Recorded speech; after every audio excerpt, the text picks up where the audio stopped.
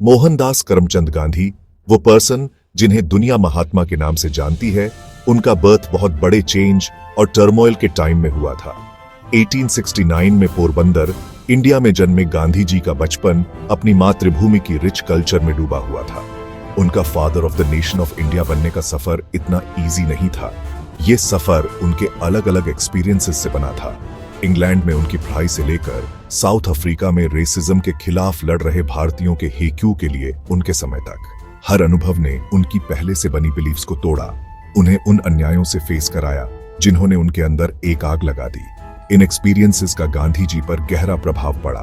उन्होंने कॉलोनियलिज्म और डिस्क्रिमिनेशन के डिस्ट्रक्टिव इफेक्ट्स को अपनी आंखों से देखा। साउथ अफ्रीका में अपने समय के दौरान ही उन्होंने सत्याग्रह के अपने विजन को डेवलप किया, जो नॉन वायलेंट रेजिस्टेंस का एक रूप था जिसने आगे चलकर दुनिया भर में लाखों लोगों को इंस्पायर किया। सत्याग्रह, जिसका मीनिंग है सत्य की शक्ति, गांधी जी के दर्शन की फाउंडेशन स्टोन बन गया। यह केवल पैसिव रेजिस्टेंस नहीं था, यह ऑपरेशन के बावजूद लव एंड नॉन वायलेंस के जरिए सच्चाई और न्याय की सक्रिय खोज थी। गांधी जी का मानना था कि असली ताकत शारीरिक शक्ति में नहीं, बल्कि सच्चाई के प्रति अटूट डेडिकेशन और लव एंड कंपैशन के जरिए अन्याय का विरोध करने के साहस में एम्बेडेड है। उनका रीजनिंग था कि हिंसा आत्मरक्षा में भी अल्टीमेटली और अधिक हिंसा और घृणा को जन्म देती है। सत्याग्रह के लिए बहुत बड़े साहस और सेल्फ डिसिप्लिन की जरूरत होती है। इसने इंडिविजुअल्स को एंगर और वायलेंस से नहीं, बल्कि अटूट दृढ़ संकल्प और अपने अत्याचारियों के लिए प्रेम के साथ अन्याय का सामना करने का आह्वान किया। इस विजन ने कॉलोनियल रूल की फाउंडेशन को ही चैलेंज दी, इसकी इंटरनल क्रूअल्टी एंड इनजस्टिस को मैनिफेस्ट किया। 1930 का सॉल्ट सत्याग्रह सत्याग्रह की पावर का प्रूफ है। ब्रिटिश गवर्नमेंट का सॉल्ट टैक्स, जिसने भारतीयों को अपना सॉल्ट बनाने से रोक दिया था, this was a symbol of colonial operation. Gandhi ji ने नमक को चुना, जो एक बेसिक नेसेसिटी है, ताकि भारतीयों द्वारा रेगुलरली फेस करने वाले अन्याय को विजिबल किया जा सके। साबरमती आश्रम से दांडी तक की 240 मील की यात्रा, नमक मार्च ने पूरी दुनिया का ध्यान अपनी ओर खींचा। हजारों लोग गांधी जी के साथ हो लिए, असर्टिंग ब्रिटिश अथॉरिटी नमक बनाने के लिए समुद्र की ओर शांतिपूर्वक चल पड़े। दुनिया ने अस्टॉनिशमेंट से देखा कैसे एक कमजोर लेकिन under the leadership of a determined individual resolutely भारतीयों ने ब्रिटिश साम्राज्य की ताकत को चैलेंज दी। भारत के फ्रीडम स्ट्रगल में सॉल्ट सत्याग्रह एक क्रूशल मोड़ था। जैसे ही वर्ल्ड वॉर 2 ने वर्ल्ड को इनगल्फ्ड कर लिया, गांधी जी ने 1942 में क्विट इंडिया मूवमेंट के साथ इंडिपेंडेंस के लिए अपनी मांग तेज कर दी। उनका रीजनिंग था कि भारत से यह एक्सपेक्ट नहीं की जा सकती कि वह इंडिपेंडेंस के लिए वॉर में पार्टिसिपेट ले, जबकि उसे खुद की इंडिपेंडेंस नहीं दी जा रही है। आंदोलन का क्लैरियन कॉल, क्विट इंडिया, पूरे देश में गूंज उठा। गांधी जी का मैसेज क्लियर था, भारत को अपना डेस्टिनी खुद डिसाइड करने के लिए फ्री होना चाहिए। ब्रिटिश ने गांधी जी और अन्य नेताओं को जेल में डालकर ब्रूटल रिप्रेशन के साथ इसका जवाब दिया। फिर भी इस आंदोलन ने नेशनलिस्ट फर्वर की आग भड़का दी। इसने भारतीय लोगों की अनब्रेकेबल स्पिरिट और कॉलोनियल रूल से फ्री होने के उनके डिटर्मिनेशन को शो किया। गांधी जी का इन्फ्लुएंस भारत की बॉर्डर्स से कहीं आगे तक स्प्रेड हुआ था।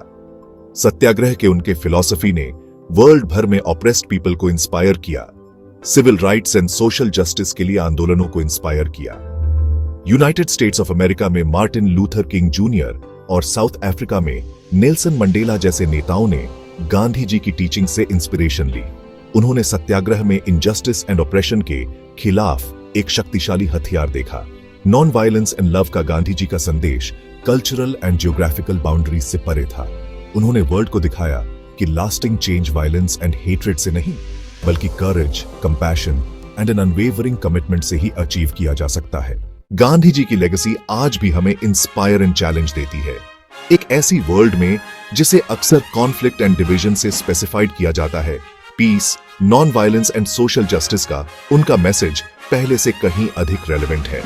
सच्चाई की शक्ति में गांधी जी का अनवेवरिंग बिलीफ, नॉन वायलेंस के प्रति उनकी कमिटमेंट और एक न्यायपूर्ण और इक्विटेबल सोसाइटी का उनका विजन लाइफ के सभी क्षेत्रों के लोगों के साथ रेजोनेट होता रहता है।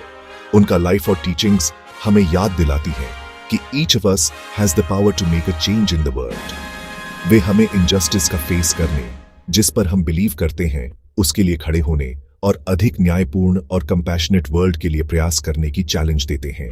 गांधी जी के आइडियल्स हालांकि टाइमलेस हैं, हमारी कॉम्प्लेक्स वर्ल्ड में लगातार चैलेंजेस दी जा रही है। इकोनॉमिक इनइक्वालिटी से लेकर क्लाइमेट चेंज तक हमें इनजस्टिस के नए रूपों का सामना करना पड़ रहा है, जिन पर हमें अटेंशन देने और एक्शन करने की जरूरत है। सर्वोदय पर गांधी जी की टीचिंग्स, जिसका मीन्स है सभी का अपलिफ्टमेंट, हमें याद दिलाती हैं कि ट्रू प्रोग्रेस इंक्लूसिव होनी चाहिए और समाज के सभी सदस्यों को बेनिफिट करना चाहिए।